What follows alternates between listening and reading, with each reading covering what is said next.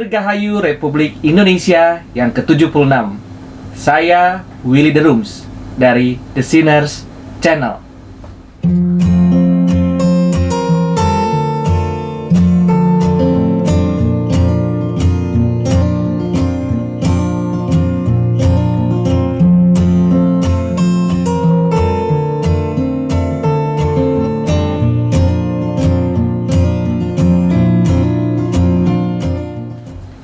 Nasionalisme dan kekristenan. Salah satu pemikiran yang paling penting dalam kekristenan yang berkaitan dengan nasionalisme adalah pemikiran dari John Calvin, berkaitan dengan politik dan pemerintahan. Abraham Kuyper meringkaskan bahwa ada 3 poin utama pemikiran Calvin. Oleh karena itu, keyakinan politik dapat diekspresikan secara ringkas dalam 3 tesis berikut.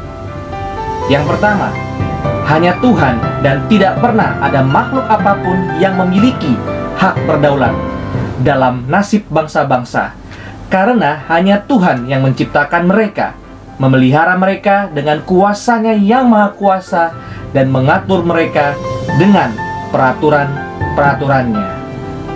Yang kedua, dosa dalam bidang politik telah menghancurkan pemerintahan Allah secara langsung, dan oleh karena itu, pelaksanaan otoritas untuk tujuan pemerintahan selanjutnya telah diinvestasikan kepada manusia sebagai bagian dari pemulihan. Lalu yang ketiga, dalam bentuk apapun, otoritas ini dapat mengungkapkan dirinya sendiri. Manusia tidak pernah memiliki kekuasaan atas sesamanya dengan cara apapun selain oleh otoritas yang diturunkan kepadanya dari keagungan Allah. Dari 3 poin utama ini, Calvin ingin mengembalikan prinsip paling mendasar dari kehidupan, bahwa otoritas tertinggi berada di tangan Allah, bukan manusia, dan manusia tidak memiliki otoritas atas manusia lain kecuali otoritas yang dimandatkan Allah. Calvin ingin mengembalikan ordo di dalam kehidupan ini kembali kepada ordo yang Tuhan telah ciptakan, yaitu alam diciptakan bagi manusia dan manusia diciptakan bagi Allah, Sang Pencipta. Meskipun pemerintahan sipil harus tunduk di hadapan Allah, Calvin tetap menekankan pentingnya orang Kristen untuk menghargai pemerintahan sebagai institusi yang ditetapkan oleh Allah. Bagi Calvin, pemerintahan sipil adalah yang paling suci dan paling terhormat dari semua panggilan dalam seluruh kehidupan manusia fana. Tanpa adanya pemerintahan, maka kehidupan bermasyarakat hanya akan menjadi kehidupan yang haotik. Calvin mengatakan bahwa seburuk-buruknya pemerintahan masih lebih baik dibanding tidak ada pemerintah. Calvin menyatakan tugas dari pemerintahan sipil sebagai berikut. Dengan demikian, hakim dapat mengetahui apa panggilan mereka, karena mereka tidak memerintah untuk kepentingan mereka sendiri, tetapi untuk kepentingan umum. Mereka juga tidak diberkahi dengan kekuatan yang tak terkendali, tetapi apa yang terbatas pada kesejahteraan rakyat mereka. Singkatnya, mereka bertanggung jawab kepada Tuhan dan manusia dalam menjalankan kekuasaan mereka. Karena ketika mereka diwakilkan oleh Tuhan dan melakukan urusannya, mereka harus memberikan pertanggungjawaban kepadanya. Dan kemudian pelayanan yang telah Tuhan berikan kepada mereka berkaitan dengan rakyat. Oleh karena itu, mereka berhutang kepada mereka. Calvin menekankan bahwa tugas utama dari pemerintahan adalah kebaikan publik dan kesejahteraan rakyatnya. Dalam menjalankan tugas ini, pemerintah bertanggung jawab kepada Allah dan kepada masyarakat yang mereka layani. Selain untuk kebaikan publik, pemerintah berhak untuk menghukum setiap orang yang berbuat kejahatan atau ketidakadilan. Inilah pandangan secara umum kekristenan mengenai pemerintahan. Di sisi lain, Calvin juga membahas mengenai peranan kita sebagai warga negara. Calvin meringkas kewajiban dari warga negara dalam satu kata, yaitu obedience atau ketaatan.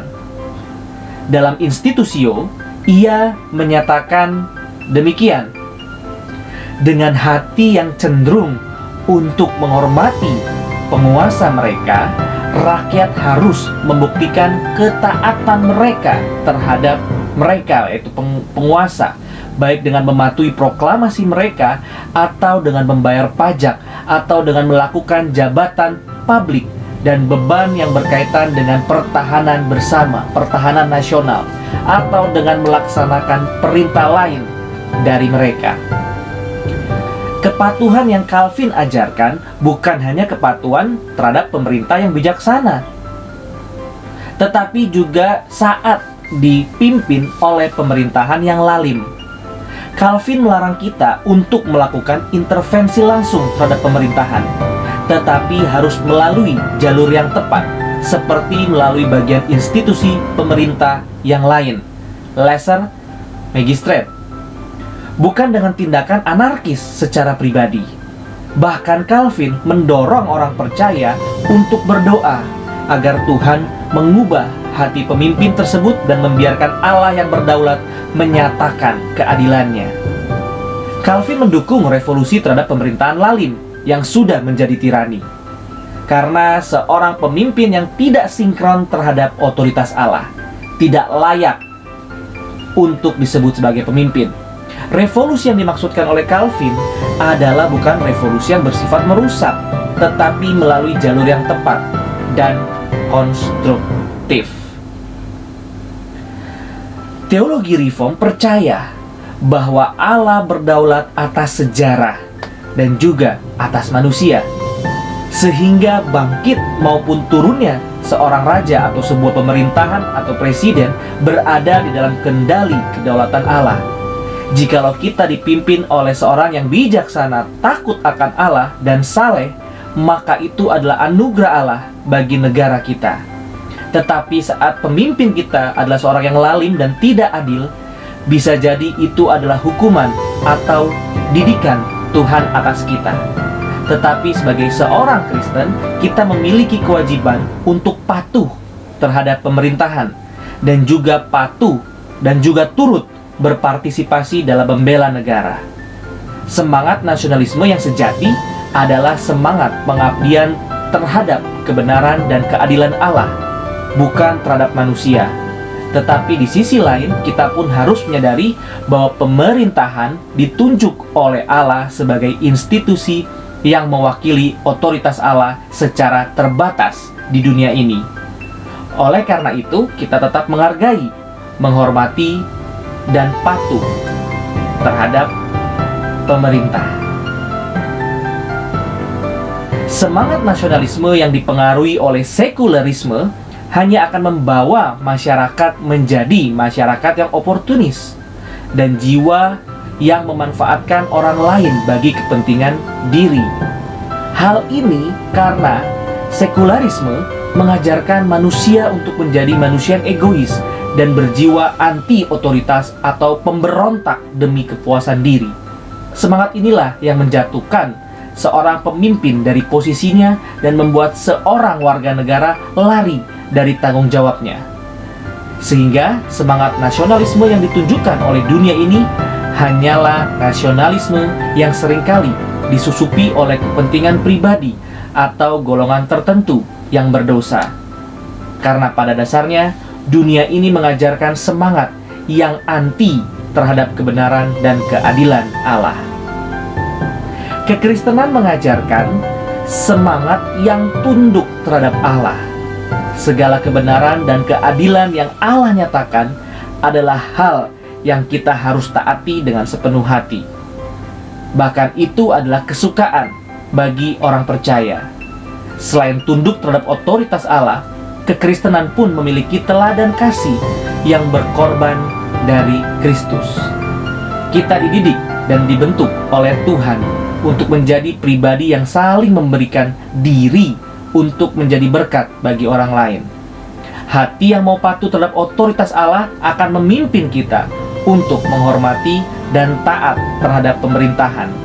Karena kita tahu bahwa pemerintahan dibangkitkan untuk menjadi wakil Allah di dalam dunia ini. Jiwa yang rela berkorban untuk menjadikan diri Allah Tuhan dalam menyalurkan berkat bagi orang lain akan menjadikan kita pribadi yang selalu mengedepankan kebaikan bagi umat manusia. Maka seharusnya semangat yang diajarkan oleh Alkitab akan menjadikan orang Kristen seorang nasionalis sejati. Seorang Kristen yang merelakan hidupnya untuk dipakai Tuhan pasti memiliki kehidupan yang bukan hanya memuliakan Allah, tetapi menjadi berkat dan teladan bagi sesama manusia. Hal inilah yang seharusnya menjadi dasar dari semangat nasionalisme Kristen yang sejati dari orang percaya. Terima kasih. Sekali lagi saya ucapkan Dirgahayu Republik Indonesia yang ke-76. Tuhan Yesus memberkati.